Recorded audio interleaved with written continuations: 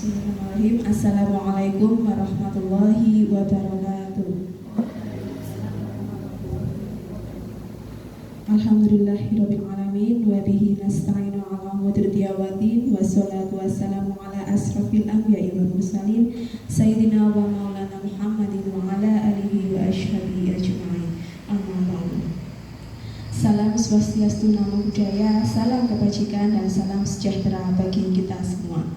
Yang terhormat Ibu Ketua Kombel sekaligus Ketua KKG kelas 2 Kapanewon Galur, yang kami hormati Bapak Ibu Guru kelas 2 Sekolah Dasar yang tergabung dalam komunitas belajar guru kelas 2 Kapanewon Galur yang berbahagia. Selamat siang Bapak Ibu peserta sosialisasi, saya ucapkan terima kasih atas ketersediaan Bapak Ibu untuk menghadiri acara pada siang hari ini. Perkenankan saya Maziatul Husna mohon izin untuk memandu acara sosialisasi pada hari ini.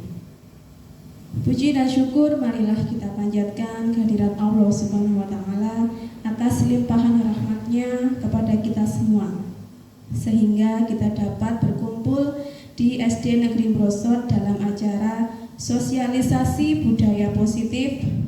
Sholawat dan salam semoga tercurah kepada junjungan kita Nabi Agung Muhammad Sallallahu Alaihi Wasallam, keluarga serta para sahabat beliau. Semoga kita mendapatkan syafaatnya di yaumil akhir.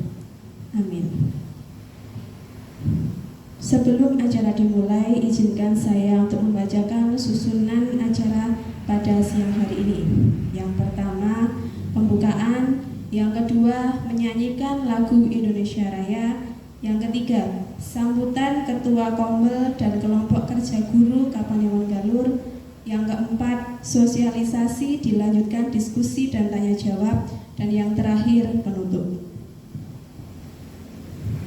Memasuki acara kita yang pertama, yaitu pembukaan. Para hadirin sosialisasi yang berbahagia, marilah kita buka acara pada siang hari ini dengan membaca basmalah bersama-sama. Bismillahirrahmanirrahim. Terima kasih, mudah-mudahan dengan doa yang kita panjatkan acara pada siang hari ini bisa berjalan dengan lancar. Memasuki acara yang kedua, yaitu menyanyikan lagu kebangsaan Indonesia Raya. Kepada para hadirin kami persilahkan untuk berdiri.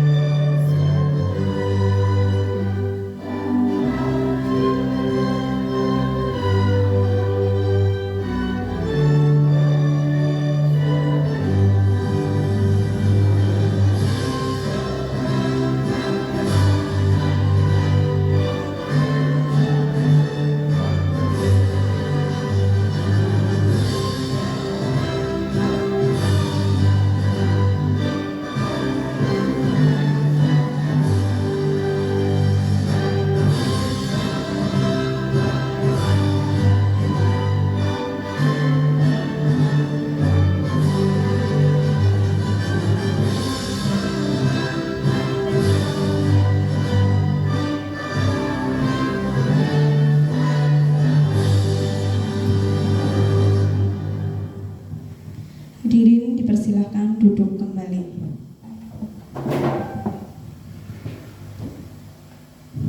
Hadirin yang kami hormati, memasuki acara kita yang ketiga, yaitu sambutan Ketua Kombel sekaligus sekaligus Ketua KKG kelas 2 Kapanewon Galur. Kepada beliau Ibu Bekti Widiasih SPD kami persilahkan.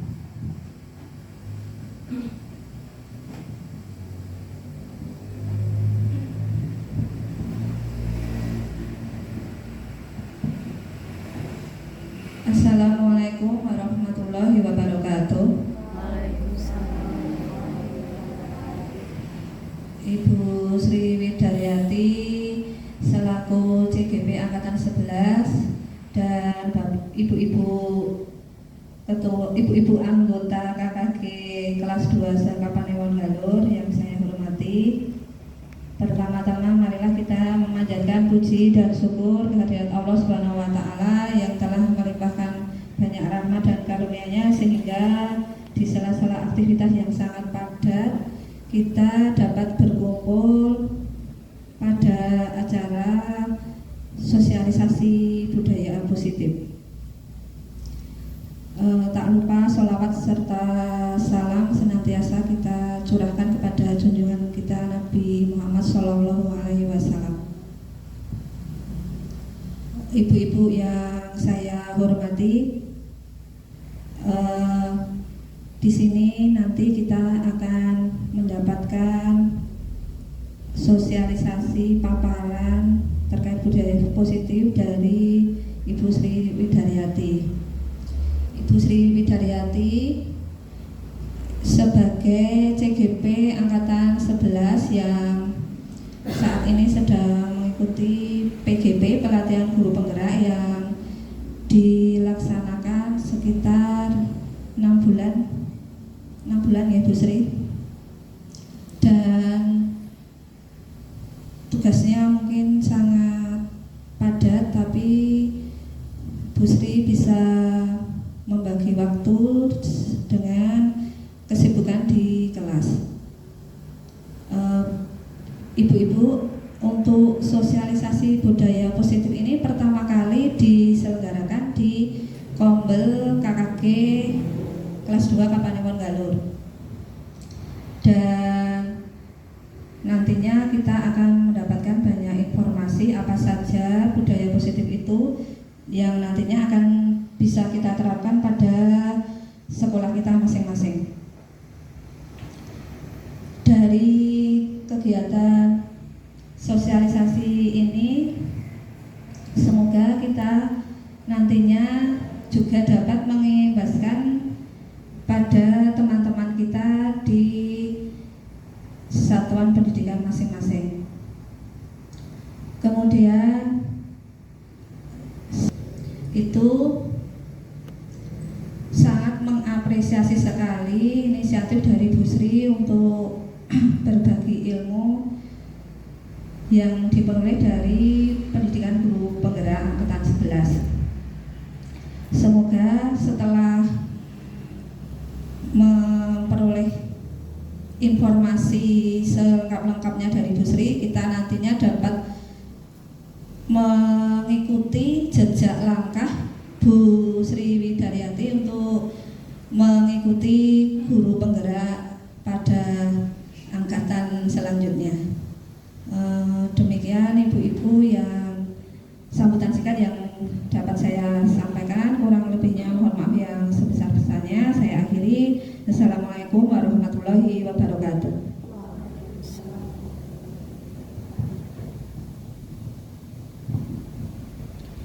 Terima kasih kepada Ibu Bekti Widiasih SPD yang telah berkenan untuk memberikan sambutannya. Hadirin yang berbahagia, memasuki acara kita yang keempat, yaitu inti acara dengan tema sosialisasi budaya positif yang akan disampaikan oleh Ibu Sri Widaryati SPD, yang beliau ini merupakan guru yang dinamis serta semangat yang luar biasa untuk maju di bidang ilmu dan teknologi. Kepada Ibu Sri Widaryati SPD kami persilahkan.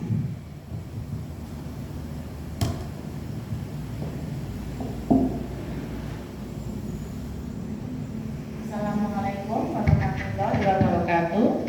Waalaikumsalam.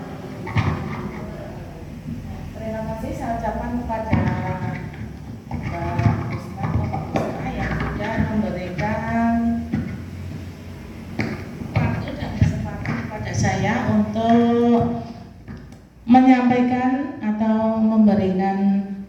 sosialisasi pada siang hari ini, yaitu terkait dengan budaya positif.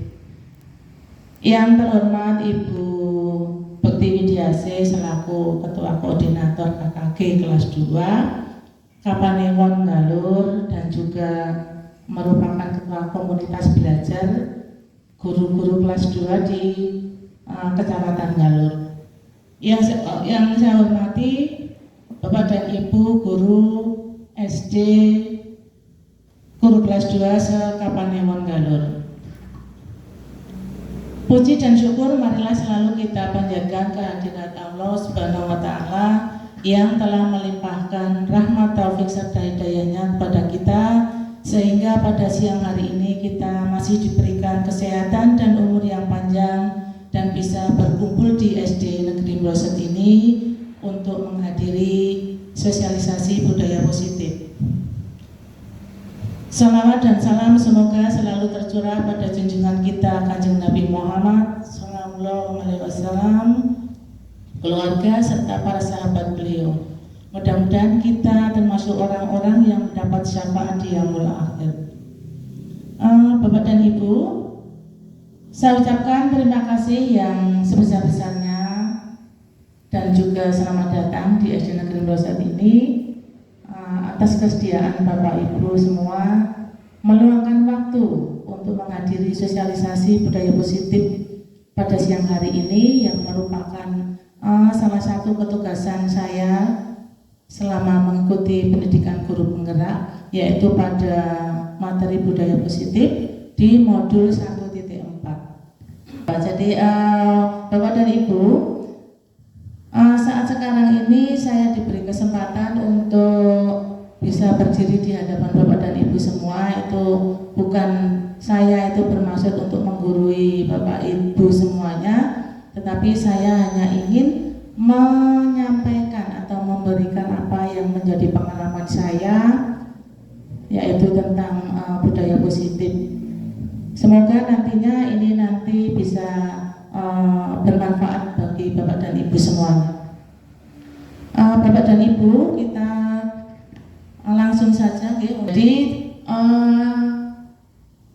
tentang materi budaya positif yang akan saya sampaikan itu adalah yang pertama adalah pengertian budaya positif.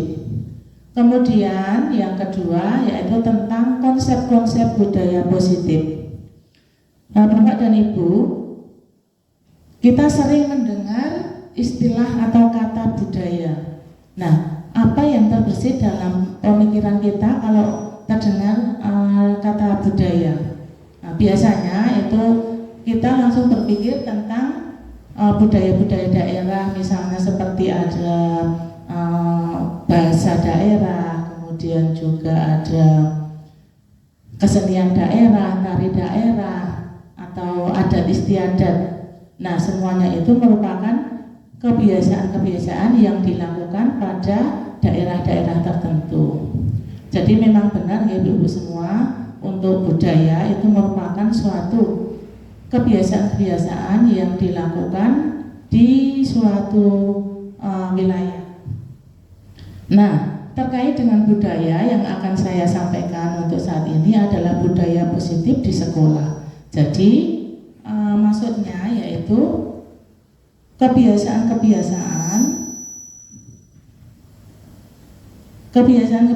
yang ada di sekolah, yaitu tentang nilai-nilai, keyakinan-keyakinan, dan juga semua pembiasaan di sekolah yang berpihak pada murid agar dapat berkembang menjadi pribadi yang kritis, penuh hormat, dan juga bertanggung jawab.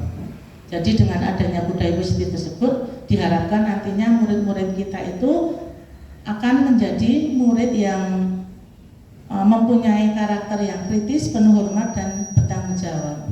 Nah, hal ini itu sejalan dengan tujuan pendidikan menurut Ki Hajar Dewantara, yaitu menuntun anak dengan segala kodrat yang ada agar mereka dapat mencapai keselamatan dan kebahagiaan sebagai manusia maupun sebagai anggota masyarakat. Nah, di sini yang perlu saya garis bawahi itu adalah kata menuntun. Jadi sebagai seorang pendidik atau guru itu tentunya kita harus bisa mendampingi atau membawa atau mengarahkan anak-anak kita itu dengan segala kodrat yang dimiliki anak dan juga karakter dan juga kodrat sesuai dengan kodrat Yaman, ya. Nah, jadi di situ kita di sini adalah untuk menuntun, bukan menuntut. Jadi kita mengikuti apa yang sudah ada pada diri anak itu. Kita tidak boleh menuntut anak harus begini-begini, tidak. Tapi kita yang harus bisa memahami bahwa anak-anak itu berbeda, masing-masing berbeda. Sehingga anak-anak didik kita itu nantinya itu akan menjadi pribadi yang berkarakter baik, itu sesuai dengan profil pelajar Pancasila. Nah, salah satunya yaitu dengan menciptakan budaya positif di sekolah. Jadi untuk menerapkan atau mewujudkan karakter anak menjadi anak yang berkarakter baik dan sesuai dengan profil pelajar Pancasila, itu salah satunya yaitu dengan menciptakan budaya positif di sekolah.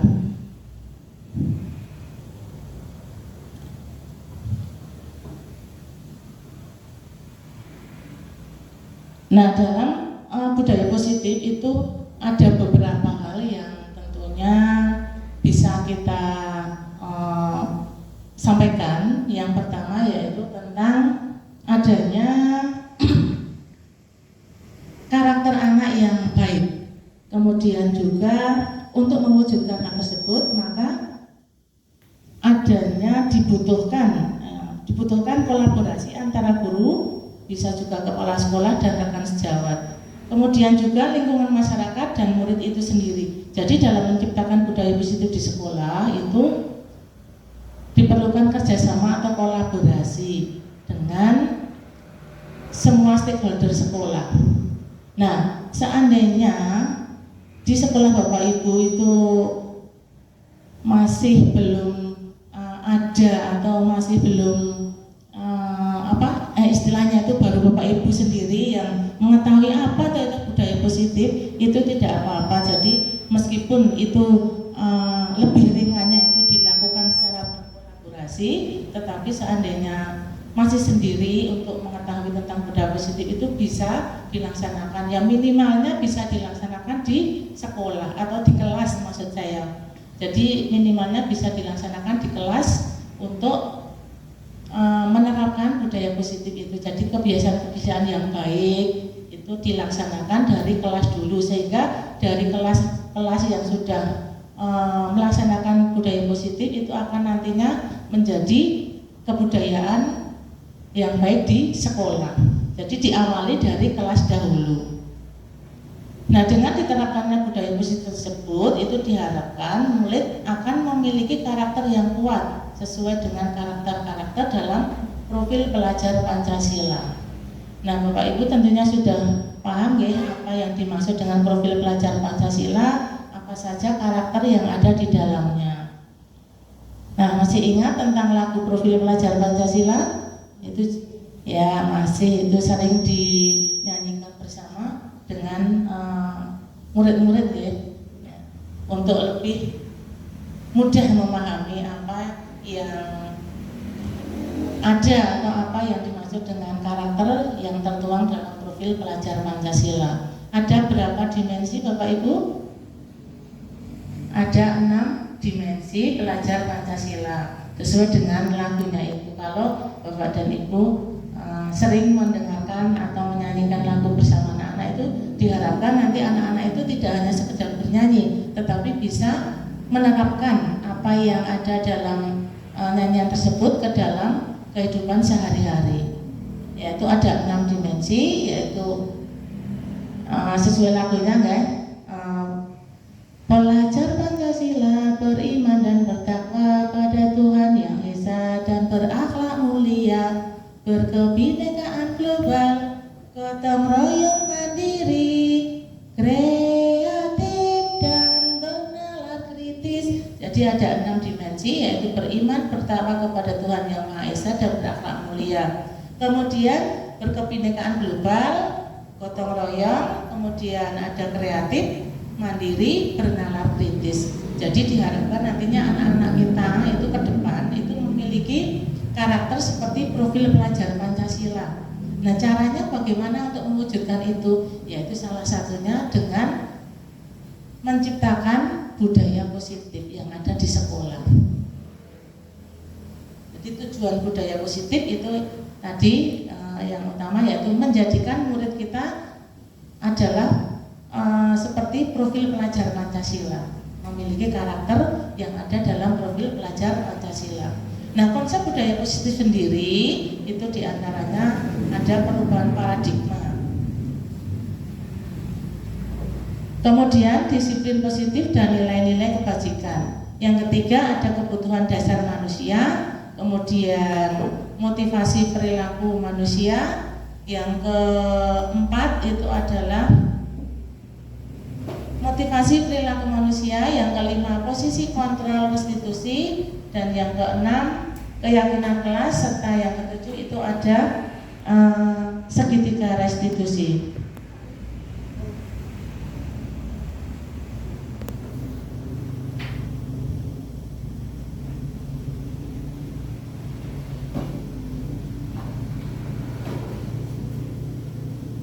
Nah, sesuai dengan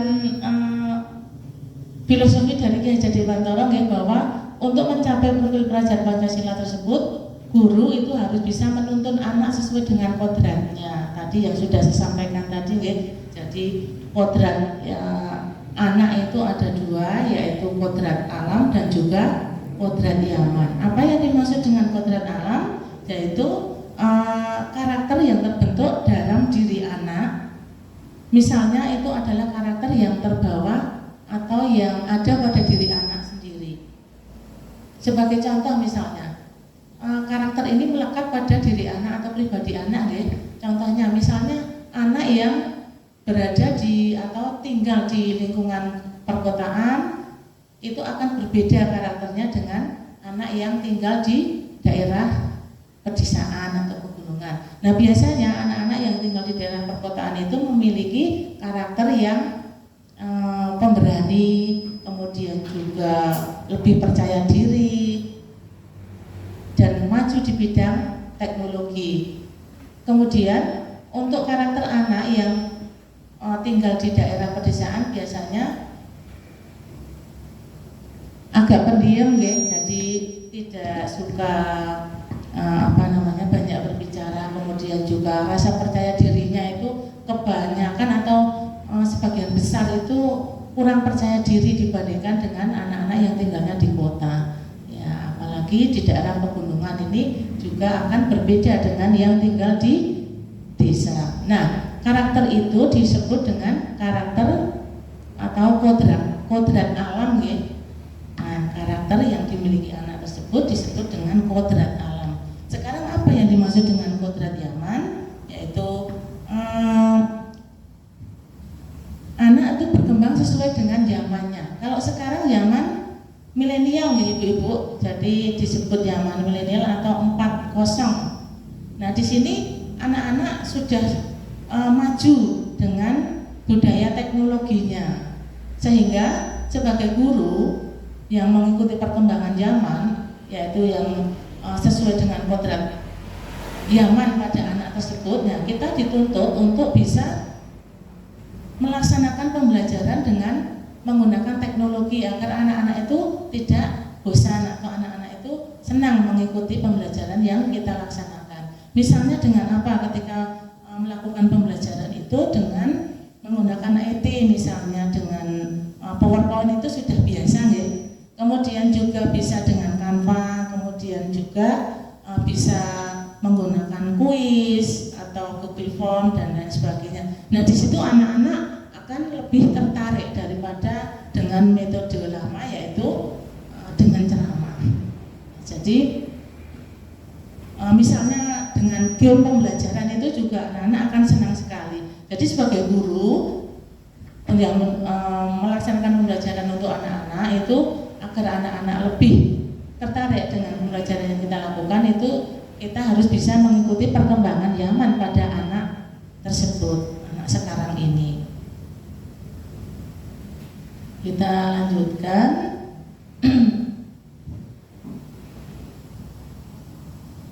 Nah, untuk perubahan paradigma belajar, yaitu pembelajaran dengan paradigma baru dirancang berdasarkan prinsip pembelajaran yang terdiferensiasi sehingga setiap siswa itu belajar sesuai dengan kebutuhan dari tahap perkembangannya untuk mewujudkan profil pelajar Pancasila.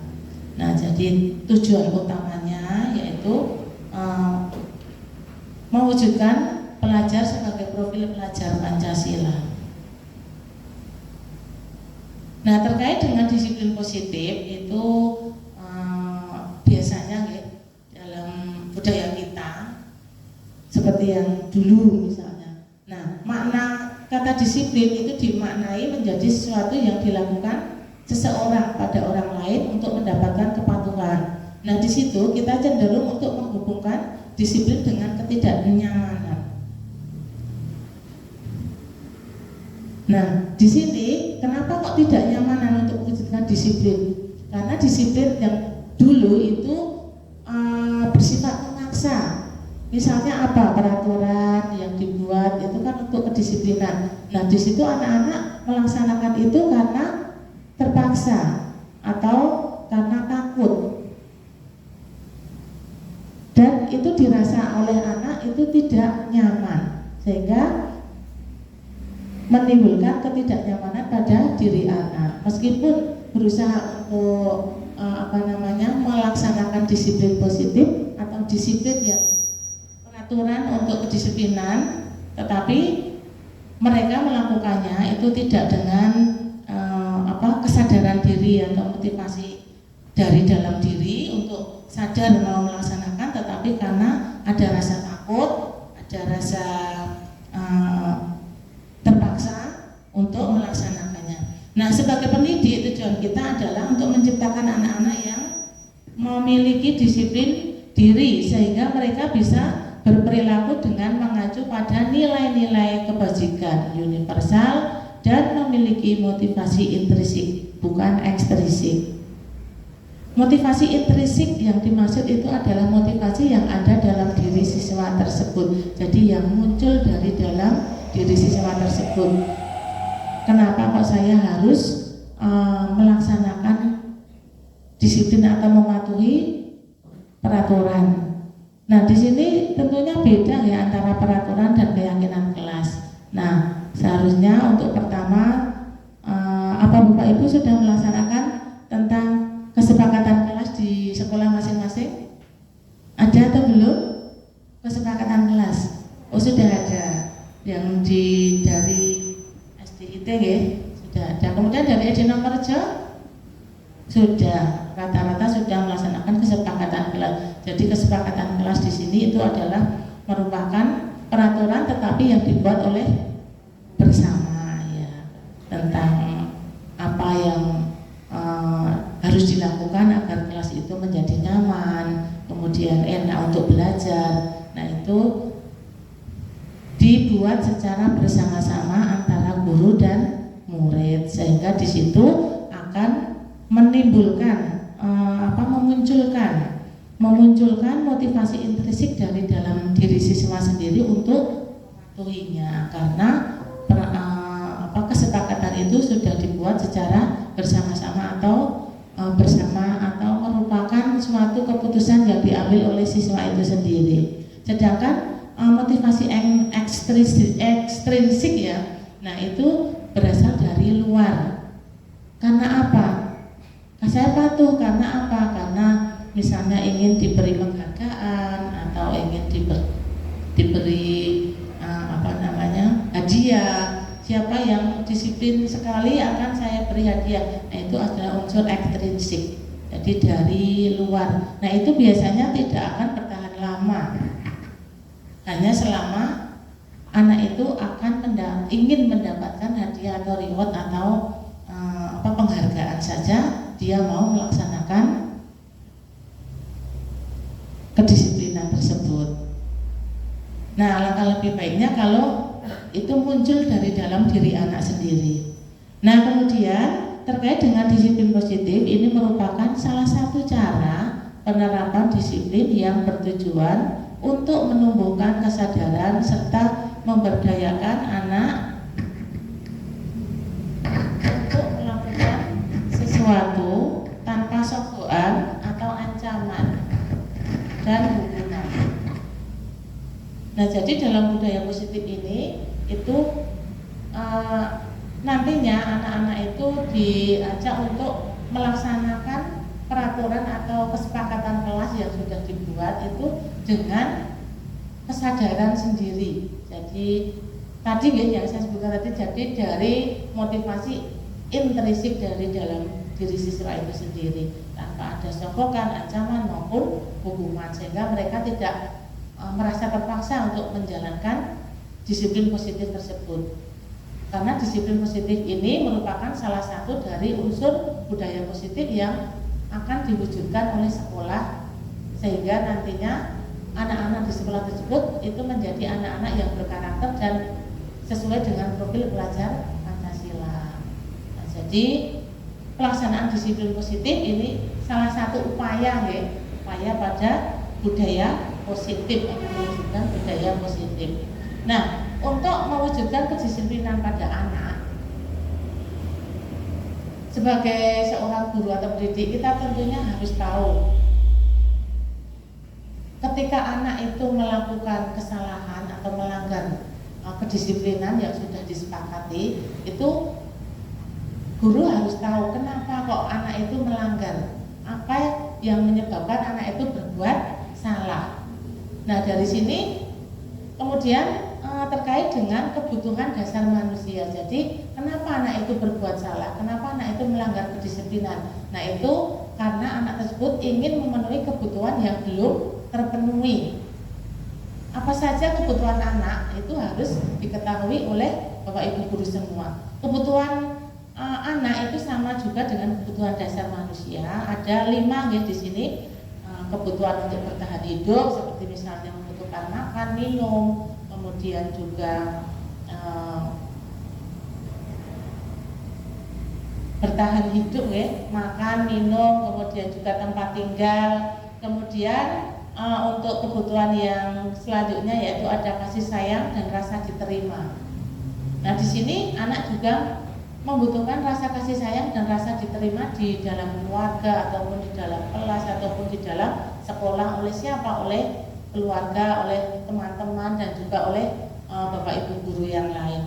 Jadi rasa kasih sayang dan rasa ingin diterima itu pasti selalu dibutuhkan oleh anak-anak.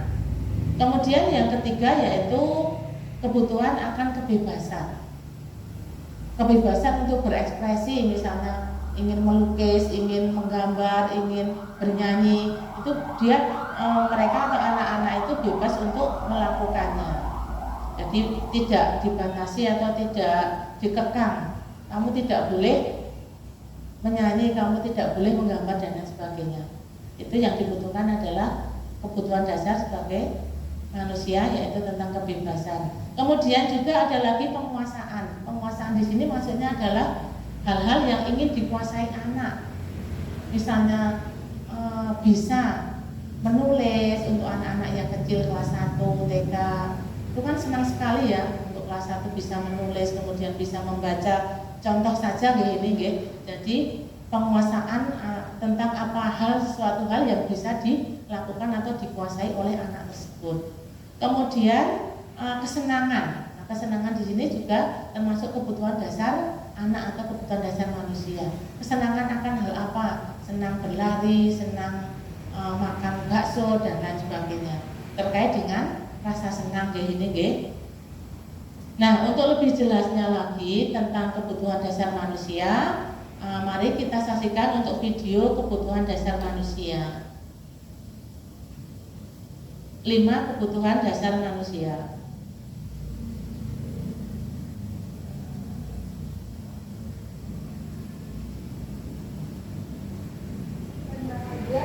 Ibu dan Bapak guru hebat untuk membangun budaya sekolah yang positif dengan lingkungan yang aman dan mendukung murid untuk menjadi pribadi yang berdaya, seimbang, dan bahagia, salah satu upaya yang dapat dilakukan oleh guru adalah memahami kebutuhan dasar yang mendasari perilaku murid.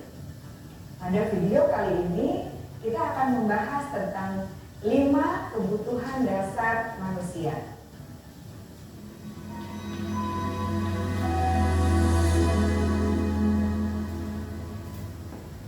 Ki Hajar Dewantara dalam salah satu kutipannya menyatakan, kita ambil contoh perbandingannya dengan hidup tumbuh-tumbuhan. Seorang petani dalam hakikatnya sama kewajibannya dengan seorang pendidik yang menanam padi misalnya. Hanya dapat menuntun tumbuhnya padi. Ia dapat memperbaiki kondisi tanah, memelihara tanaman padi, memberi pupuk dan air, membasmi ulat-ulat atau jamur-jamur yang mengganggu hidup tanaman padi, dan lain sebagainya. Ketika guru memahami kebutuhan apa yang mendasari perilaku murid, dan guru berusaha menuntun dan mendukung murid dalam memenuhi kebutuhannya secara positif, pada hakikatnya guru tersebut ibarat seorang petani yang sedang berusaha memahami kebutuhan masing-masing tanaman. Dan ia berusaha memenuhi kebutuhan tanaman tersebut agar dapat tumbuh dengan subur dan maksimal. Dr. William Glasser, seorang psikiater dari Amerika Serikat, menyatakan bahwa seluruh tindakan manusia memiliki tujuan tertentu, yaitu memenuhi kebutuhan dasarnya. Ketika kelima kebutuhan dasar telah terpenuhi secara memadai, maka murid akan tumbuh dengan seimbang dan bahagia. Sebaliknya, ketika kebutuhan dasar tidak terpenuhi dengan baik, maka seseorang akan mengalami emosi negatif seperti bosan, sedih, dan kecewa. Bahkan mereka dapat melakukan perbuatan yang bertentangan dengan nilai-nilai kebajikan atau melanggar peraturan. Dengan kata lain, perilaku buruk seseorang biasanya adalah respons dari kebutuhan yang tidak terpenuhi. Namun, mereka tidak tahu cara untuk menyampaikannya. Ada 5 kebutuhan dasar manusia menurut Dr. William Glasser, yaitu yang pertama, kebutuhan untuk bertahan hidup atau survival. Yang kedua, kebutuhan untuk merasa diterima atau love and belonging. Yang ketiga, kebutuhan akan kebebasan atau freedom. Yang keempat, kebutuhan akan kesenangan atau fun. Dan yang kelima, kebutuhan akan penguasaan atau power.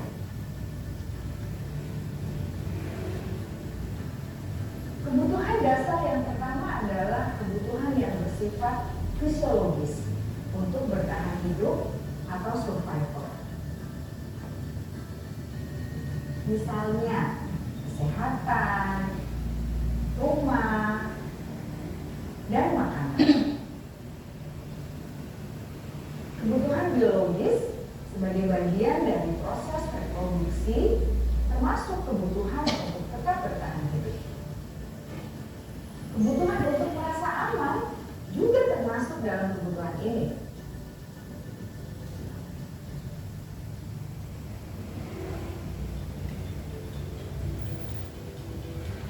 Agar murid dapat belajar dengan baik, kebutuhan mereka akan rasa aman, pangan, sandang, dan papan harus terpenuhi.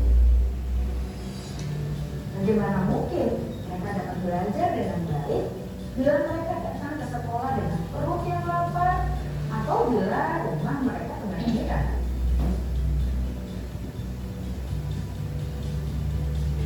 Setelah kita mengetahui kebutuhan pertama yang sebagian besar bersifat fisiologis, mari kita lihat kebutuhan kedua sampai kelima yang semuanya berhubungan dengan psikologis. Mari kita lihat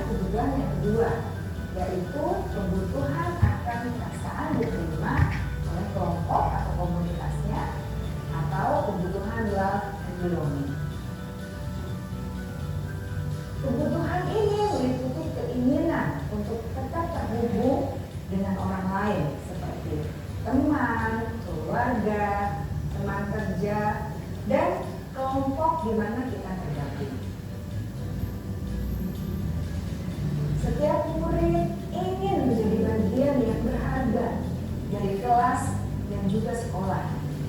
Mereka juga ingin diterima oleh orang lain dan kelompoknya. Bahkan, murid yang terlihat paling cuek pun jauh di dasar hatinya pasti ingin merasa diterima. Sebagai guru, seharusnya kita dapat menerima murid kita apa adanya, sesuai dengan kodratnya. Karena setiap murid adalah unik. Mereka memiliki kekuatannya masing-masing, sehingga guru seharusnya bisa menciptakan kesempatan untuk murid kolaborasi dan memiliki ikatan emosi satu sama lain.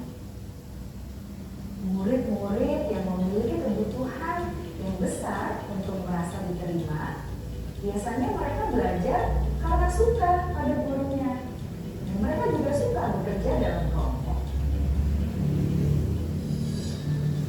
Kebutuhan yang ketiga adalah kebutuhan akan kebebasan atau kebutuhan membuat pilihan. Murid harus diberi kesempatan untuk membuat pilihan dan bertanggung jawab atas pilihan yang mereka telah ambil. Memberi mereka kebebasan bukan berarti membiarkan mereka melakukan apa saja yang mereka mau, melainkan lebih memberi mereka kesempatan untuk membuat pilihan, menyuarakan pendapat mereka dengan percaya diri, dan memberi mereka kesempatan untuk mencoba hal-hal yang baru. Pembelajaran dengan metode yang beragam dan menarik juga akan memenuhi kebutuhan murid tentang kebebasan ini. Pembelajaran berdiferensiasi, di mana guru menyediakan beberapa jenis tugas yang bisa dipilih oleh murid sesuai minat mereka, sangat baik untuk mengembangkan murid menjadi lebih mandiri dan memiliki motivasi internal. Karena kebutuhan akan kebebasan pada dasarnya adalah kebutuhan mandiri, memiliki otonomi, memiliki pilihan, dan mampu mengendalikan arah hidupnya sendiri.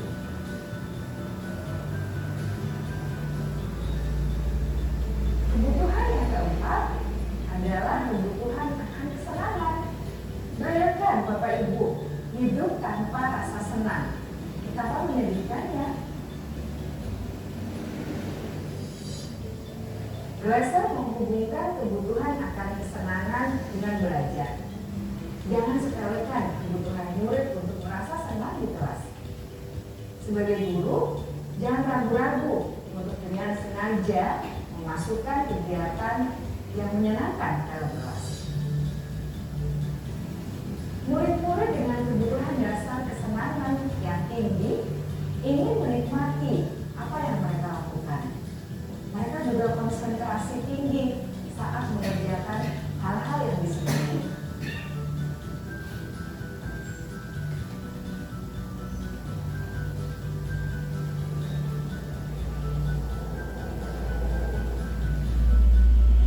Kebutuhan yang kelima adalah kebutuhan akan penguasaan. Setiap murid memiliki kebutuhan untuk merasa dapatkan, menjadi terampil, diakui pencapaian dan keterampilannya, didengarkan, bisa membuat dampak dan pengaruh, dan memiliki rasa harga diri. Mereka sebaiknya diberi kesempatan untuk membuat keputusan tentang hal-hal yang penting dalam hidupnya dan tidak merasa dikontrol oleh sistem sekolah. Pada murid yang telah menginjak usia remaja, seringkali mereka merasa tidak memegang kendali atas kehidupannya sendiri, karena guru kerap kali berpengaruh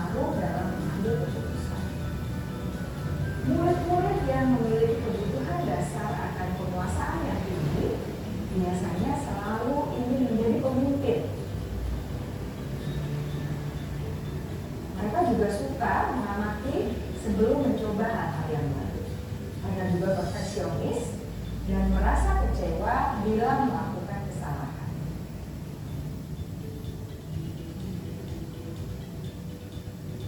Ibu dan bapak guru sangatlah penting bagi kita untuk mengetahui kebutuhan dasar murid-murid, agar kita memahami alasan dibalik sikap dan tingkah laku mereka.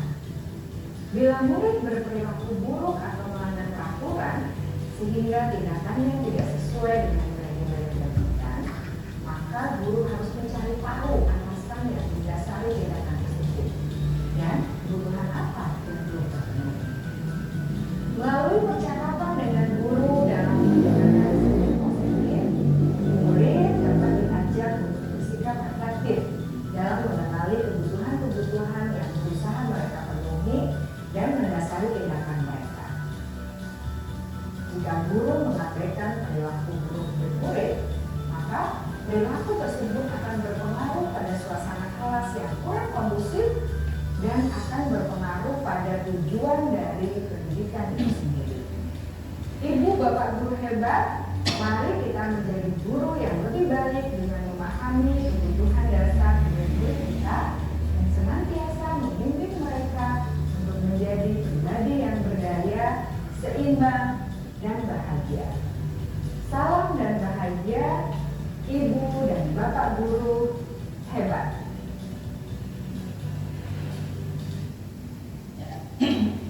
Ibu semua, jadi dari video tadi yang sudah kita saksikan bersama itu tentang 5 kebutuhan dasar manusia, itu dijelaskan bahwa apabila anak-anak itu tentang murid ya ini ya, jika murid atau siswa kita itu melanggar apa yang sudah menjadi kesepakatan kelas dan juga disiplin yang sudah kita sepakati, nah tentunya di situ anak-anak ingin memenuhi kebutuhan yang belum terpenuhi tadi, sehingga itulah alasan kenapa kok dia sampai melanggar. Misalnya anak-anak kita ada yang anak yang suka minta-minta atau minta makanan ya sama temennya, itu juga ada alasannya. Jadi kita tidak boleh langsung memarahi ya kalau anak-anak itu melakukan suatu kesalahan atau melanggar disiplin yang sudah kita sepakati, itu tidak boleh langsung kita marahi. Tapi kita cari tahu guys, sebagai guru harus cari tahu apa yang menjadi sebab dari anak tersebut melakukan hal itu. Ya salah satunya itu adalah untuk memenuhi kebutuhan yang belum terpenuhi tadi. Nah tadi saya contohkan anak-anak yang suka minta makanan ke teman-temannya. Nah mungkin kalau kita cari tahu anak itu mungkin tidak membawa bekal atau mungkin bekalnya kurang karena suka makan banyak sehingga bekalnya kurang sehingga masih terasa lapar, dan itu juga akan mempengaruhi, maka dia akan berbuat untuk meminta makanan kepada teman-temannya. Jadi kita cari tahu apa yang menjadi penyebab dari anak itu melanggar disiplin yang sudah disepakati. Nah ibu-ibu dalam melaksanakan disiplin positif tadi itu ada motivasi perilaku manusia. Jadi apa yang menjadi motivasi itu yang akan mendorong orang tersebut akan melakukan sesuatu yang disenangi atau mungkin bisa juga melanggar dari apa yang sudah dijadikan kesepakatan kelas atau menjadi peraturan. Nah, motivasi itu merupakan dorongan yang timbul pada diri seseorang secara sadar atau tidak sadar untuk melakukan sesuatu tindakan dengan tujuan tertentu tadi. Nah, misalnya dengan karena apa kok dia anak tersebut melakukan hal tersebut atau melakukan sesuatu, mungkin karena menghindari ketidaknyamanan karena hukuman, sehingga anak itu harus melaksanakan disiplin yang sudah disepakati itu bisa saja. Jadi anak tersebut itu dalam melaksanakan disiplin positif itu tidak dari kesadaran diri, tetapi karena adanya rasa ketidaknyamanan karena apa? Karena ada hukuman atau takut dimarahi dan lain sebagainya. Nah, ini merupakan motivasi ekstrinsik tadi yang sudah saya sampaikan ya. Kemudian ingin mendapat imbalan atau penghargaan dari orang lain. Nah, murid itu melakukan disiplin karena ingin mendapat imbalan. Nah, ini merupakan motivasi ekstrinsik dari luar tadi. Sebelumnya tadi sudah saya sampaikan juga ya. Nah, kemudian yang ketiga itu adalah menghindari nilai-nilai kebajikan, yaitu murid melakukan disiplin karena kesadaran akan nilai kebajikan dirinya. Nah, ini merupakan motivasi intrinsik. Jadi motivasi perilaku manusia untuk melakukan suatu hal itu ada 3 hal tersebut.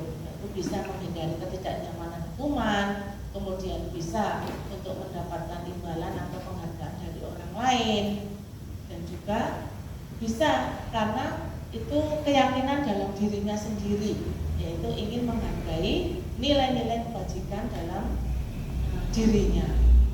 Nah, di antara ketiga itu yang paling bagus atau yang paling baik itu adalah ketika anak-anak itu melaksanakan kedisiplinan dengan kesadaran dirinya sendiri, yaitu muncul dari dalam dirinya sesuai dengan motivasi intrinsik tadi. Jadi sehingga murid-murid itu merasa tidak terpaksa, merasa tidak dipaksa juga, dan itu merupakan keyakinan dalam dirinya bahwa saya harus melakukan disiplin ini atau melaksanakan peraturan ini karena itu adalah sesuatu yang baik. Misalnya ya, Bapak Ibu sendiri sebagai contoh ya, misalnya akan pergi keluar menggunakan sepeda motor. Nah, di situ ada peraturan yang mewajibkan atau peraturan agar pengemudi menggunakan helm. Nah, di lain pihak karena Bapak Ibu itu yakin helm itu untuk apa sih digunakan? Agar apa Bapak Ibu? Agar selamat saat ya berkendara, sehingga itu muncul dari dalam dirinya sendiri, yakin karena itu demi keselamatan saya, maka saya akan menggunakannya. Itu akan berbeda ketika kenapa kok aku harus memakai helm, di sana ada Pak Polisi. Itu kan unsur intrinsik ya, tidak dari dalam diri kita. Nah, ketika dilihat tidak ada polisi, maka dia tidak akan memakai helm. Jadi lebih baiknya dari unsur dalam diri murid itu sendiri, maka murid itu akan melakukan disiplin sehingga nantinya anak-anak itu bisa melaksanakannya dengan baik. Semua peraturan atau disiplin yang dibuat itu bisa dilaksanakan dengan sebaik-baiknya dan tanpa ada rasa paksaan. Nah, konsep disiplin sendiri itu ada istilah dengan identitas gagal. Apa tuh konsep disiplin kok dengan identitas gagal? Ya itu karena pelaksanaan disiplin dirasa atau dinyatakan gagal jika apa? Jika adanya suatu hukuman dan adanya penghargaan. Jadi unsur ekstrinsik tadi itu menyebabkan konsep disiplin itu disebut dengan identitas gagal. Hukuman, karena apa? Hukuman itu dirasakan anak sesuatu hal yang menyakitkan, bisa juga tidak nyaman. Ya toh, kita kalau dihukum nyaman atau tidak? Tidak. Menyakitkan dan juga takut mungkin. Nah, itu akan memaksa murid untuk menyembunyikan kesalahan yang sudah diperbuatnya, karena takut dimarahi. Saya tidak akan jujur, atau saya tidak akan mengatakan apa yang sudah saya lakukan. Bisa juga murid menjadi rendah diri karena dihukum tadi malu, jadi bisa mulai atau merasakan rendah diri. Kemudian selain hukuman itu yang disebut dengan identitas gagal sebagai konsep disiplin, itu juga adanya penghargaan. Penghargaan itu karena apa? Karena tidak efektif, dapat juga merusak hubungan atau menyebabkan iri di antara sesama murid yang lain. Si kayak kok dapat hadiah, aku kok tidak, itu menimbulkan rasa iri. Si aku dapat ranking 1, saya kok rankingnya banyak atau terakhir. Nah, itu akan menimbulkan rasa iri atau hubungan yang sudah terjalin itu akan rusak. Kemudian akan mematikan kreativitas anak. Jadi anak itu tidak berkreatif sendiri, tidak muncul dari dalam pemikirannya sendiri, tetapi karena adanya suatu hadiah tadi, sehingga dia berusaha untuk mendapatkan hadiah tadi. Jadi kreativitasnya hanya terbatas sampai ingin mendapatkan hadiah. Jadi itu akan mematikan kreativitas anak yang lain dalam mengembangkan dirinya. Kemudian menghukum dengan sistem ranking, tadi sudah disampaikan juga, menghukum dengan sistem ranking. Ranking anak, bagi anak-anak yang rankingnya terakhir itu akan merasa terhukum. Kenapa kok saya rankingnya terakhir, akan malu dan juga akan merasa rendah diri. Yang selanjutnya dikatakan merampas hak penghargaan. Kemudian menghargai dirinya bersifat sementara, jadi bisa menghargai dirinya itu melaksanakan misalnya peraturan karena ingin mendapatkan hadiah tadi, jadi hanya bersifat sementara saja, tidak selamanya. Nah, konsep disiplin pendekatan restitusi. Nah, ini adalah sebuah cara menanamkan disiplin positif pada murid. Restitusi itu apa sih Bapak Ibu? Restitusi itu adalah proses menciptakan kondisi bagi murid untuk memperbaiki kesalahan mereka, sehingga mereka bisa kembali pada kelompok mereka dengan karakter yang kuat. Jadi ketika anak melakukan kesalahan itu jangan langsung dimarahi atau dihukum, tetapi dikembalikan dulu. Biasanya anak yang melakukan kesalahan kan takut ya toh, mungkin grogi atau mungkin panas dingin, bahkan sampai berkeringat karena menyembunyikan sesuatu yang salah. Nah, kita stabilkan dulu. Kondisi mereka atau emosi mereka, baru kemudian ditanyakan, kenapa kok kamu melakukan hal tersebut. Jadi sesuai dengan tadi ya, jadi sebagai guru kita harus bisa untuk menggali apa yang dilakukan atau apa yang menjadi penyebab dari anak tersebut melakukan suatu tindakan kesalahan. Nah, sehingga mereka bisa kembali pada kelompok mereka dengan karakter yang lebih kuat, sehingga muncul lagi rasa percaya dirinya ketika kesalahan mereka itu sudah diperbaiki dan sudah dikembalikan emosinya tadi. Nah, ciri-ciri restitusi yaitu bukan menebus kesalahan, namun belajar dari kesalahan, itu yang pertama. Kemudian yang kedua, memperbaiki hubungan. Yang ketiga, tawaran bukan paksaan. Kemudian yang keempat itu menuntun untuk melihat ke dalam diri masing-masing anak ya. Kemudian fokus pada karakter bukan tindakan. Jadi restitusi di sini itu fokus pada karakter bukan tindakan-tindakan yang dilakukan, misalnya atas kesalahan anak tadi karena melanggar disiplin tadi, tindakannya apa, misalnya dihukum atau diberi konsekuensi yang lain. Jadi fokus pada karakter, yaitu pembenahan atau pembentukan karakter pada diri anak. Kemudian menguatkan dan fokus pada tindakan. Ini juga merupakan ciri-ciri dari restitusi. Nah, restitusi sendiri itu berbeda dengan dengan perlakuan ketika seseorang atau anak didik kita melakukan kesalahan. Contoh kasus misalnya, siswa tidak mengerjakan tugas rumah. Nah, di sini hukumannya itu biasanya tugas rumah itu maksudnya bukan tugas di rumah ya, tapi tugas rumah itu PR atau tugas-tugas yang diberikan Bapak Ibu guru ketika harus dikerjakan di rumah, PR dan lain sebagainya. Nah, di sini ini ada perbedaan antara hukuman, konsekuensi, dan restitusi. Pada kasus siswa tidak mengerjakan tugas, nah pada hukuman itu biasanya guru akan menghukum, misalnya berdiri di depan kelas dengan angkat kaki 1. Nah, dulu sering sekali itu dilaksanakan oleh Bapak Ibu guru, bahkan ketika saya di sekolah dasar itu juga pernah seperti itu. Jadi dihukum berdiri di depan dengan 1 kaki. Kemudian guru marah dan murid akhirnya menjadi takut. Nah di situ maksudnya dari hukuman. Jadi selanjutnya yaitu konsekuensi. Nah di sini guru itu memberi sanksi dengan apa? Karena tidak mengerjakan tugas tadi, maka sanksinya menulis ulang tugas sampai 3 kali. Sekarang pun saya masih melaksanakan itu, nggih. Jadi anak-anak yang tidak mengerjakan PR itu saya minta untuk menulis sampai 3 halaman yang sama. Ya maksudnya ya biar besok tidak diulangi lagi. Tapi ternyata itu tidak benar ya Bapak Ibu.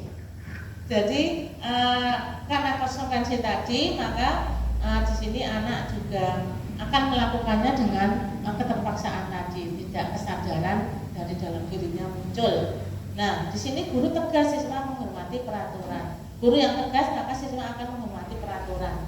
Nah, tegas karena apa? Karena akan memberi hukuman tadi atau memberikan konsekuensi tadi sehingga anak-anak menjadi patuh pada peraturan. Kemudian perbedaannya dengan restitusi apa? Nah di sini itu guru menanyakan keyakinan kelas. Nah dirinya dan membantu siswa menyelesaikan masalahnya. Jadi dalam segitiga restitusi, kalau di pendidikan guru penggerak itu bisa dilaksanakan juga oleh Bapak Ibu yang lain. Restitusi itu dalam menyelesaikan kasus-kasus permasalahan anak didik kita. Nah guru menanyakan keyakinan kelas. Jadi untuk pertama kali karena di sini tadi sudah saya tanyakan di Bapak Ibu guru itu sudah ada kesepakatan kelas di kelasnya masing-masing. Kalau di Terayu, negeri Terayu sudah ada belum? Sudah ada. Jadi tidak asing lagi dengan yang namanya kesepakatan kelas yang nantinya akan menjadi keyakinan kelas. Nah dalam restitusi itu anak diajak berbicara baik-baik. Jadi guru menanyakan tentang yang pertama kali itu adalah menstabilkan dulu. Jadi ketika anak berbuat salah, anak diajak ke suatu ruangan atau diajak ke tempat untuk membicarakan, untuk diajak berbicara. Jadi guru menanyakan dulu kenapa, menstabilkan untuk kondisi anak tersebut. Jadi bisa juga dengan berkata tidak apa-apa melakukan kesalahan, karena kesalahan itu pasti juga pernah dilakukan oleh orang lain. Jadi untuk menstabilkan emosi. Kemudian setelah menstabilkan emosi atau menstabilkan identitas pada diri anak, itu kemudian guru menanyakan apa alasannya anak tersebut melakukan tindakan yang sudah melanggar disiplin tadi, yaitu disebut dengan validasi tindakan yang salah. Dan yang terakhir itu adalah dengan menanyakan keyakinan kelas. Nah di situ siswa biasanya kalau ditanya tentang keyakinan kelas apa yang dilanggar, itu siswa akan memberitahukan, oh tentang ini tuh saya tidak melaksanakan piket, jadi saya melanggar keyakinan kelas tentang kebersihan.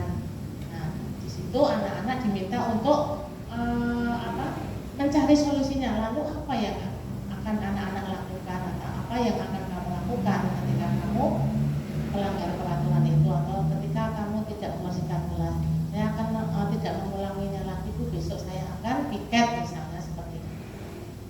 Nah guru di sini terbuka dan siswa menghormati dirinya dan juga orang lain. Itu kalau perbedaannya antara hukuman, konsekuensi dan restitusi. Di antara ketiga ini mana yang paling baik Bapak Ibu diterapkan?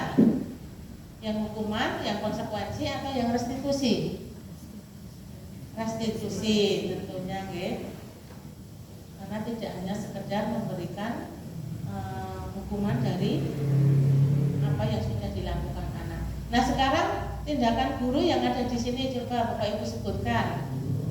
Misalnya yang kasus yang pertama itu termasuk hukuman atau konsekuensi, mencatat 100 kali dalam buku kalimat. Saya tidak akan terlambat lagi karena terlambat ke sekolah. Saya tidak akan terlambat lagi. Konsekuensi atau hukuman? Mencatat 100 kali. Hukuman, ya. Lari mengelilingi lapangan basket 2 kali karena terlambat hadir di sekolah. Hukuman atau konsekuensi? Hukuman. Murid diminta untuk push up 15 kali. Hukuman juga. Menggantikan kertas tugas teman yang telah dicoret-coret. Konsekuensi. Membersihkan tumpahan air di meja tulis karena tersenggol pada saat belajar. Konsekuensi. Murid disuruh mengenakan sepatu seharian di sekolah karena tidak mengenakan sepatu hitam. Hukuman apa konsekuensi? Diminta untuk mengenakan sepatu seharian di sekolah karena tidak mengenakan sepatu hitam. Bukan dihukum ya, kalau dihukum itu tidak memakai sepatu seharian, itu baru hukuman. Berarti ini konsekuensi ya. Ya, berarti Bapak Ibu semuanya sudah paham tentang perbedaan antara hukuman dan konsekuensi. Nah, sebagai guru tentunya Bapak dan Ibu juga harus bisa mengetahui posisi kontrol, mengetahui posisi Bapak Ibu guru itu sekarang ada di mana. Apa sebagai penghukum, apa sebagai pembuat rasa bersalah, atau sebagai teman terhadap murid itu, atau sebagai pemantau dan manajer. Nah, di sini ada 5 posisi kontrol yang bisa dilaksanakan dalam menyelesaikan solusi anak yang berbuat salah atau anak yang melanggar disiplin tadi. 5 posisi kontrol, yaitu diantaranya tadi ada kelima ini menghukum, membuat rasa bersalah, kemudian sebagai teman, sebagai pemantau, dan sebagai manajer. Nah, selanjutnya akan kita saksikan apa dan bagaimana 5 posisi kontrol yang harus dijalankan oleh Bapak Ibu guru ketika menghadapi atau ketika menyelesaikan permasalahan kasus pada anak.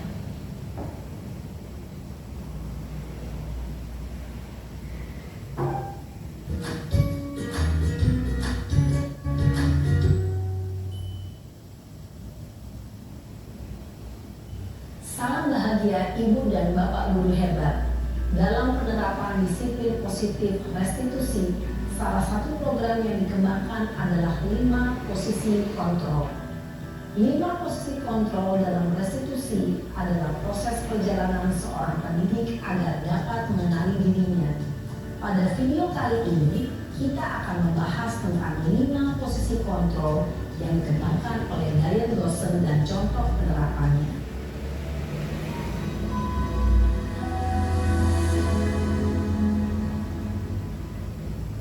5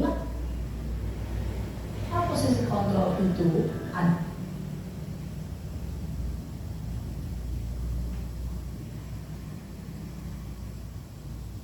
adalah 1.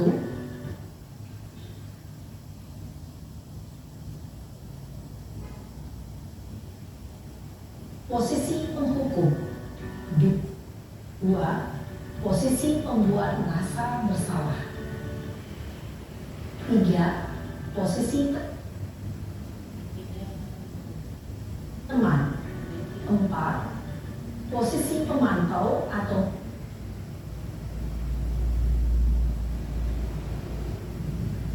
monitor. Dan 5. Posisi manajer. Untuk lebih memahami kelima posisi tersebut, mari kita saksikan kasus Naren yang terlambat hadir 20 menit di sekolah dan melihat bagaimana kelima posisi kontrol dalam menghadapi masalah tersebut.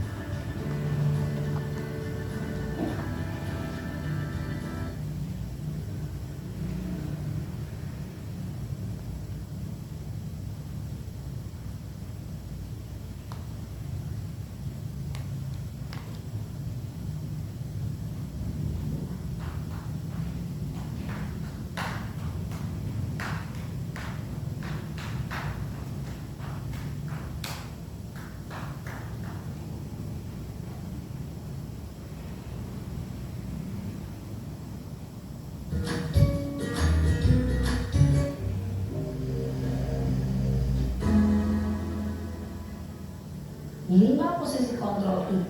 Untuk lebih memahami kelima posisi tersebut, mari kita saksikan kasus Naren yang terlambat hadir 20 menit di sekolah dan melihat bagaimana kelima posisi kontrol dalam menghadapi masalah tersebut.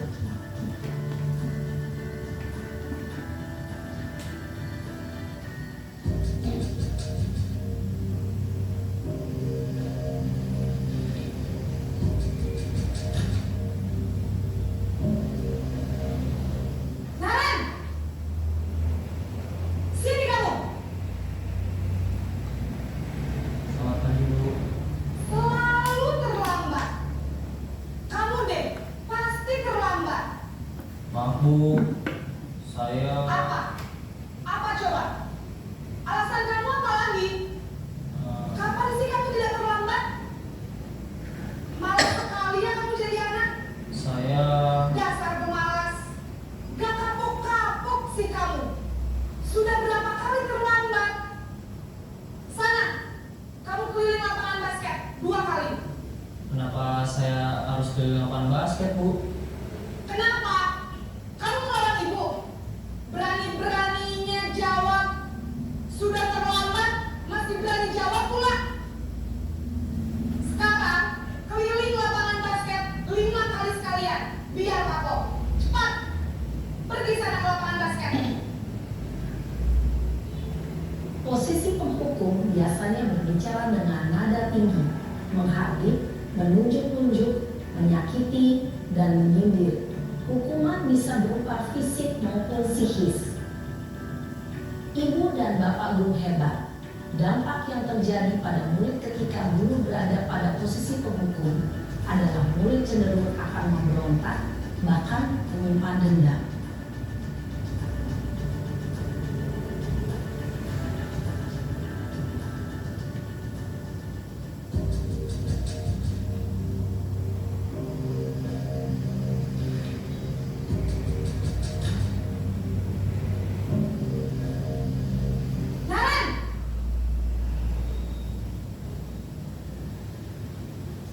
Selamat pagi, Bu. Naren. Kamu kenapa terlambat lagi, nak? Ya Tuhan, Naren. Kamu senang ya bikin ibu susah ya? Kalau kamu terlambat lagi, nanti ibu yang ditegur bapak kepala sekolah, nak. Disangka ibu tidak bisa membina kamu. Duh, gimana ini? Maaf, Bu. Duh, Gusti Naren. Kamu suka ya kalau ibu ditegur bapak kepala sekolah? Terus, sekarang ibu harus tulis apa yang di buku absen? Ini kamu sudah sering terlambat loh. Ibu harus apa coba? Maaf, Bu. Maaf sekali. Ya sudah, lain kali jangan bikin ibu susah lagi ya nak ya. Ibu tidak akan kuat lagi kalau kamu begini terus. Bisa jantungan kalau ibu ditegur bapak kepala sekolah.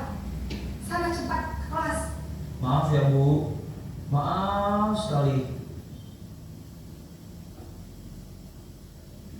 Posisi pembuat rasa bersalah berbicara dengan nada tenang, cenderung lembut. Namun kata-kata yang diutarakan membuat murid merasa menjadi orang yang gagal, memandang buruk dirinya sendiri, merasa tidak berharga, dan tidak sanggup membahagiakan orang lain. Ketika guru mengambil posisi pembuat rasa bersalah, murid akan menganggap dirinya yang bersalah dan ia akan menyimpan emosi negatif tersebut di dalam dirinya.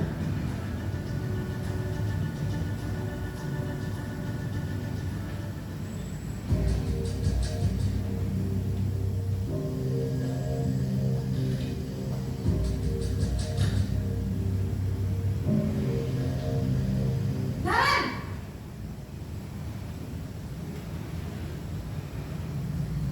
Selamat pagi, Bu. Wah, sudah jam berapa ini nak? Terlambat lagi ya sayang. Iya, Bu. Habis ibu saya lupa bangunkan saya, Bu. Kamu malah menyalahkan ibu kamu. Kamu bukannya anak yang larinya paling kencang. Kok terlambat sih? Iya, Bu.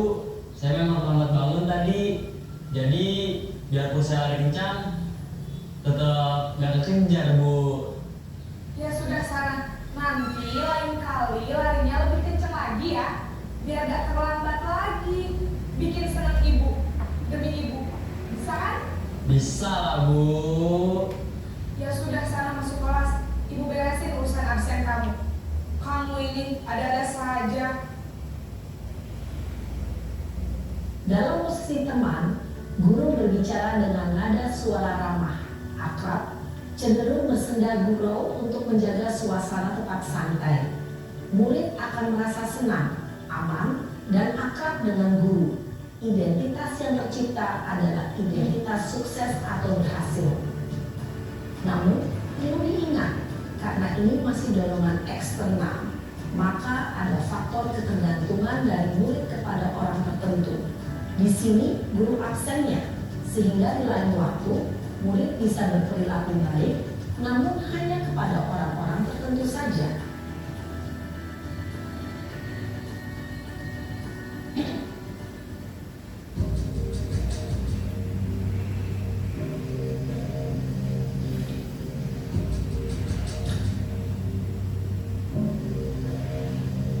Naren!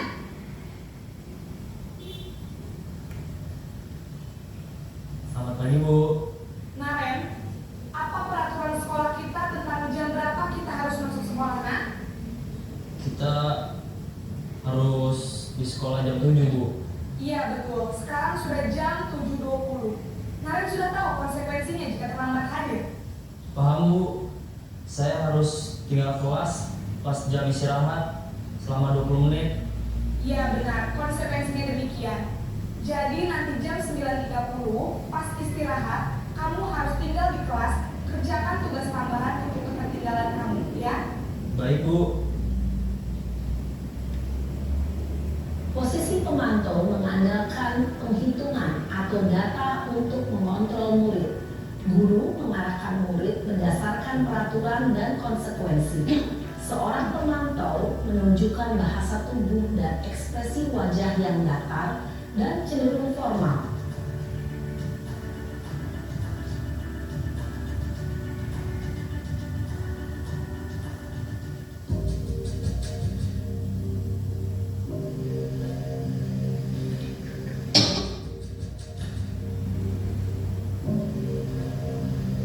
Naren!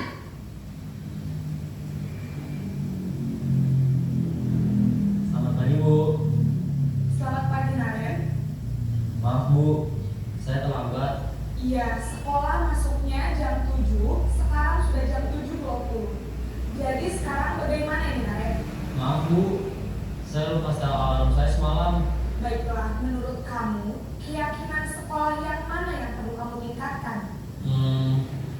Menghargai diri sendiri dan orang lain mungkin ya Bu. Setuju. Jadi, apakah Naren meyakini prinsip saling menghormati tersebut? Iya Bu, saya meyakininya. Apakah Naren bersedia memperbaiki masalah keterlambatan ini? Bersedia Bu. Bagaimana kamu akan perbaiki masalah keterlambatan ini? Saya akan coba untuk tidak lupa menyetel alarm saya Bu. Baik, kalau Naren lupa menyetel alarm di rumah, ada orang yang kira-kira bisa bantu mengingatkan tidak? Ada Bu, kakak saya. Ini memang posisi ideal yang ingin dituju setiap pendidik. Pada posisi inilah, guru dapat menerapkan disiplin positif yang berpihak pada murid, yang memerdekakan murid. Perjalanan seorang pendidik tentunya tidak mudah untuk sampai pada posisi seorang manajer. Namun, tujuan kita pasti, yaitu menciptakan murid-murid yang mandiri, merdeka, dan bertanggung jawab. Semoga penggambaran 5 posisi kontrol yang telah diperlihatkan ini dapat menjadi ajang refleksi bagi kita semua, agar dapat terus mengasah dan menerapkan disiplin positif yang memerdekakan murid. Mari terus berlatih dan bersemangat. Selamat menerapkan. Salam dan bahagia Ibu dan Bapak Guru. Hem. Nah itu tadi ya tentang 5 posisi kontrol dalam restitusi. Jadi di antara kelima tadi yaitu adanya menghukum, kemudian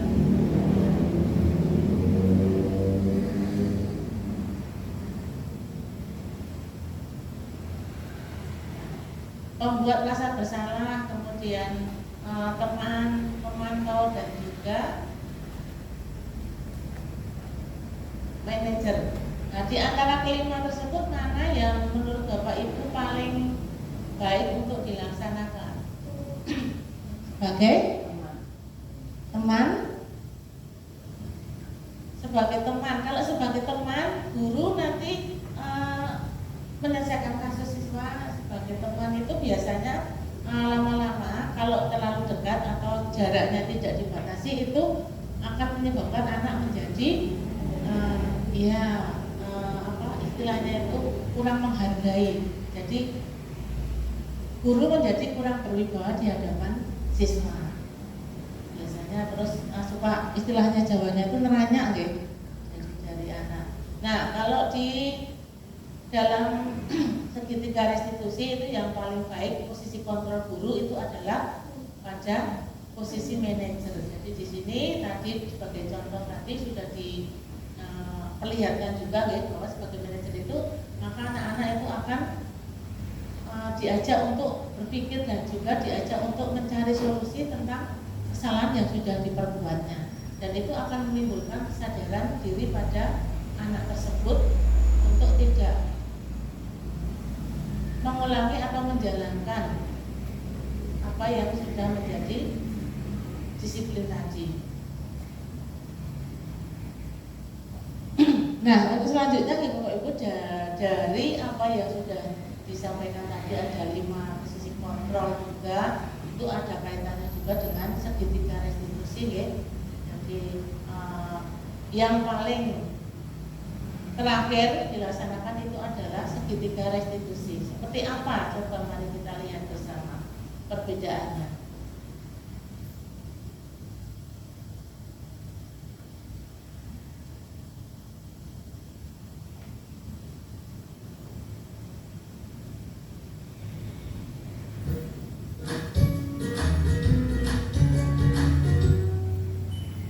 Salam dan bahagia Ibu dan Bapak guru hebat.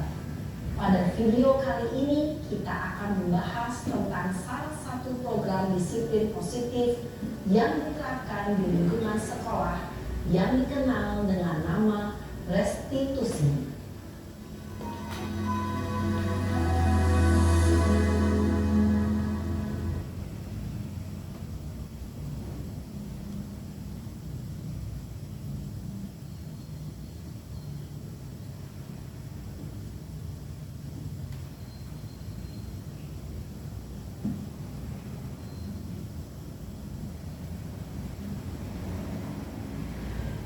Dialog ini terdiri dari 3 langkah yang diambil. Bapak juga Dialog ini terdiri dari 3 langkah yang digambarkan pada ketiga sisi pada segitiga restitusi. Sisi pertama adalah menstabilkan identitas. Sisi yang kedua adalah validasi tindakan yang salah. Dan sisi yang ketiga adalah menanyakan keyakinan. Ibu dan Bapak guru, berikut ini akan ditunjukkan bagaimana seorang guru berada dalam posisi manajer menggunakan penerapan segitiga restitusi.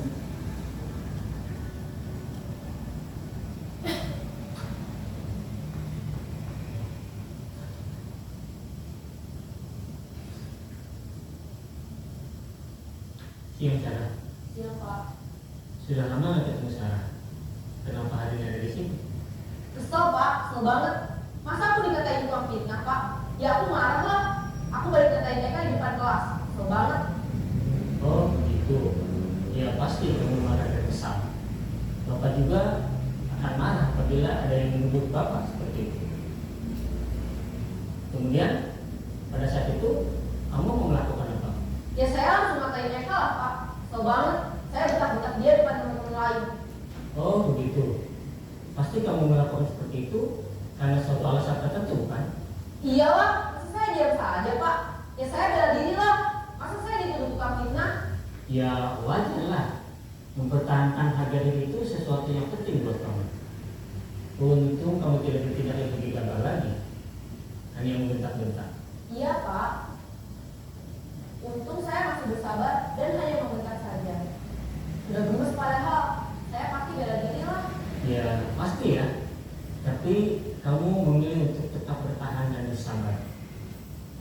kamu memilih untuk tidak berbuat lebih parah lagi, bukan? Iya. Nah, sekarang coba kita lihat lagi tindakan kamu yang mentak-mentak Eka di kelas. Tindakan kamu itu kira-kira sesuai dengan keyakinan kelas atau prinsip kamu tidak? Enggak lah Pak, capek Pak di rumah. Jadi keyakinan atau prinsip mana yang kurang sesuai dengan keinginan kamu? Ya, saya sebenarnya sangat menghargai orang lain. Mungkin saat itu saya menjadi emosi, jadi tidak menentukan sikap itu. Kamu meyakini tidak menghargai orang lain itu penting buat kamu? Yakinlah Pak. Iya, setuju. Kita harus saling menghargai. Namun ada juga keyakinan yang kita sepakati yang perlu kita jalankan apabila kita sedang marah, kan? Ya, saya bisa lebih proaktif, mulai dengan diri sendiri.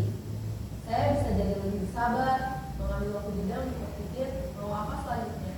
Kira-kira kamu bersedia memperbaiki masalah ini tidak? Sedia Pak. Kalau kamu memperbaiki masalah ini, kamu akan menjadi orang seperti apa? Saya akan menjadi orang yang bertanggung jawab kali ya Pak. Dan senantiasa proaktif. Iya, menurut kamu bagaimana rasanya menjadi orang seperti itu?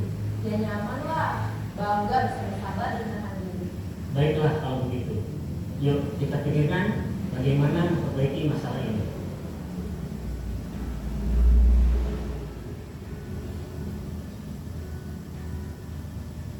Ibu dan Bapak guru hebat. Baru saja kita menyaksikan contoh bagaimana seorang guru berada dalam posisi manajer menggunakan penerapan segitiga restitusi. Mari kita bahas satu persatu. Nah, itu tadi nih Bapak Ibu. Jadi posisi guru sebagai manajer dan menggunakan segitiga restitusi dalam menyelesaikan masalah kasus siswanya. Nah, di situ guru itu melaksanakan segitiga restitusi dengan 3 langkah. Yang pertama tadi menstabilkan identitas, kemudian yang kedua memvalidasi tindakan yang salah, dan yang ketiga yaitu dengan menanyakan keyakinan kelas yang sudah dibuat tadi, bersama guru dan siswa di dalam kelas. Jadi dari situ anak-anak itu akan menjadi tahu bagaimana harus menyelesaikan masalah saya. Jadi bisa untuk membuat anak itu menjadi berpikir yang kritis juga, kemudian bertanggung jawab juga terhadap apa yang sudah dilaksanakan muncul dari dalam dirinya sendiri, dengan bisa mencari solusinya. Itu kan berarti anak itu sudah sadar dengan perbuatannya bahwa sesuatu hal yang tidak baik, maka dia akan berusaha untuk memperbaikinya, dan itu menjadi unsur intrinsik yang paling bagus ya Bapak Ibu semua. Nah, demikian tadi ya untuk pelaksanaan posisi kontrol guru sebagai manajer dan menggunakan langkah segitiga restitusi.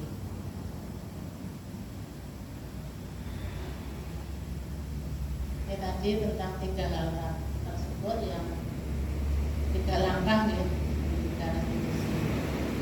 Nah, dalam penerapan disiplin positif, hendaknya guru memiliki standar kepribadian, profesional, dan sosial yang baik, di mana guru itu mampu untuk berefleksi pada posisi kontrol yang saat ini menuju posisi among atau manajer yang menuntun murid menjadi insan yang mandiri, merdeka, dan bertanggung jawab.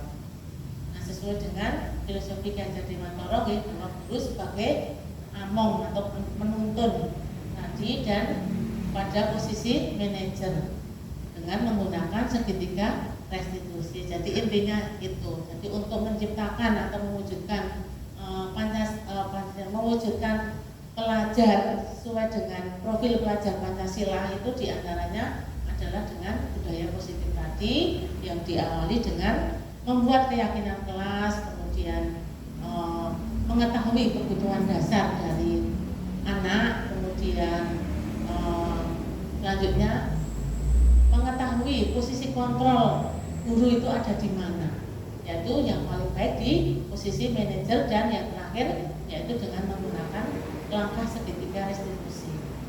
Begitu ya Bapak Ibu. Yang bisa kita terapkan pada budaya positif. Mungkin itu saja yang bisa saya sampaikan dalam sosialisasi budaya positif tersebut. Ini saya kembalikan waktunya kepada pembawa acara, ya. Kita berikan tepuk tangan kepada Ibu Sri yang telah memberikan materinya untuk disiplin positif pada siang hari ini. Oke. Untuk selanjutnya kepada Bapak Ibu peserta sosialisasi, setelah mendengar pemaparan dari Ibu Sri tadi, apabila masih ada yang penasaran atau ada yang ingin ditanyakan atau ada masukan yang ingin disampaikan, maka kami membuka 2 kesempatan kepada Bapak Ibu peserta sosialisasi. Monggo, bagi yang ingin ada yang ditanyakan, silakan. Oke, monggo Bu Isti dari SD Nomporjo.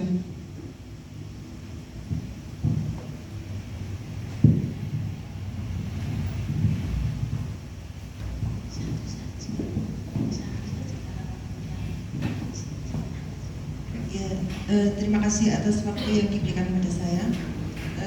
Setelah tadi mendengarkan paparan dari Bu Sri Widaryati tentang budaya positif, ada hal yang ingin saya tanyakan terkait pelaksanaan segitiga restitusi. Dalam melaksanakan restitusi ada langkah menanyakan keyakinan. Yang ingin saya tanyakan adalah apabila ada seorang anak yang melakukan kesalahan, tapi kesalahan tersebut tidak ada atau tidak tertuang dalam kesepakatan kelas, bagaimana solusinya? Terima kasih. Monggo Bu Sri langsung menanggapi saja. Terima kasih. Jadi saya ucapkan terima kasih kepada Ibu Isti yang sudah memberikan responnya, ya, terkait tentang pelaksanaan segitiga restitusi, ya, tadi yang dalam pelaksanaan segitiga restitusi tersebut ada yang menanyakan keyakinan kelas. Nah, bagaimana kalau seorang siswa itu dalam melakukan tindakan yang salah tersebut belum tercantum dalam kesepakatan kelas. Nah, Bapak dan Ibu, kesepakatan kelas itu sebaiknya memang dibuat bersama-sama dengan guru dan siswa dalam kelas tersebut. Nah, itu biasanya dibuat ketika awal tahun ajaran masuk, atau bisa juga nggak, sebetulnya ini bersifat fleksibel, ya. Jadi kesepakatan kelas itu boleh kapan saja dibuat dan juga boleh kapan saja itu ditambahkan atau dikurangi atau dirubah sesuai dengan kondisi kelas masing-masing saat itu. Jadi, tapi tentu saja syaratnya harus dengan persetujuan warga kelas, yaitu guru dan siswa. Jadi jangan merubah sendiri Bapak Ibu guru, ya, tanpa murid ketahui atau tanpa ada persetujuan dari siswa. Jadi kesepakatan kelas itu sifatnya fleksibel, bisa ditambahkan kapan saja sesuai dengan kesepakatan yang ada. Nah, dari apa yang sudah disampaikan tadi, bahwa bagaimana untuk mencari solusi atau bagaimana caranya untuk menangani bahwa seorang atau seorang anak yang melakukan kesalahan tapi belum terdapat dalam kesepakatan kelas apa yang sudah dilanggar tersebut. Nah, di situ guru bisa mengajak siswa untuk merubah atau menambah pada kesepakatan kelas jika belum ada. Jadi anak-anak ditanya, anak-anak apa yang sekiranya belum ada dalam kesepakatan kelas kita yang misalnya nanti atau kapan itu ada teman kalian yang melanggar dan atau berbuat salah tapi belum ada dalam kesepakatan kelas, itu bisa kita tambahkan. Nah, itu kalau anak-anak setuju maka bisa kita tambahkan dalam kesepakatan kelas. Jadi meskipun sudah terjadi suatu kesalahan tetapi belum ada di dalam kesepakatan kelas, maka bisa ditambahkan dalam kesepakatan kelas tersebut. Begitu, ya, jadi bisa bersifat fleksibel. Asal tadi syaratnya ditentukan atau diputuskan bersama-sama seluruh warga kelas. Ngoten nggih, Ibu? Demikian penjelasan atau tanggapan dari Ibu Sri Widaryati atas pertanyaan yang disampaikan. Cukup jelas, ya, Bapak Ibu. Mungkin masih ada tambahan lagi atau saran sudah cukup? Cukup, nggih. Jika tidak ada, maka saya rasa cukup untuk sesi diskusi dan tanya jawab sharing hari ini. Kemudian akan saya simpulkan sedikit terkait tentang budaya positif, yaitu budaya positif merupakan nilai-nilai atau keyakinan-keyakinan dan kebiasaan di sekolah untuk membentuk siswa agar menjadi pribadi yang kritis, penuh hormat dan tanggung jawab. Beberapa budaya positif diantaranya yaitu 1. Disiplin positif dan nilai-nilai kebajikan, 2. Teori motivasi, 3. Keyakinan jelas, 4. Kebutuhan dasar manusia, 5. Posisi kontrol guru, dan yang keenam segitiga restitusi. Dengan keterlaksanaan budaya positif tersebut diharapkan kelas menjadi lebih kondusif sehingga proses pembelajaran anak menjadi nyaman dan menyenangkan. Baik Bapak Ibu, hadirin peserta sosialisasi yang saya hormati, memasuki acara kita yang terakhir yaitu penutup. Demikianlah rangkaian acara yang sudah kita lalui bersama. Sebelum saya tutup, saya mohon maaf yang sebesar-besarnya apabila dalam membawakan acara banyak kekurangan dan kesalahan. Marilah acara pada siang hari ini kita tutup dengan membaca hamdalah bersama-sama. Alhamdulillahirabbil alamin. Akhir kata, wabillahi taufiq wal hidayah. Wassalamualaikum warahmatullahi wabarakatuh.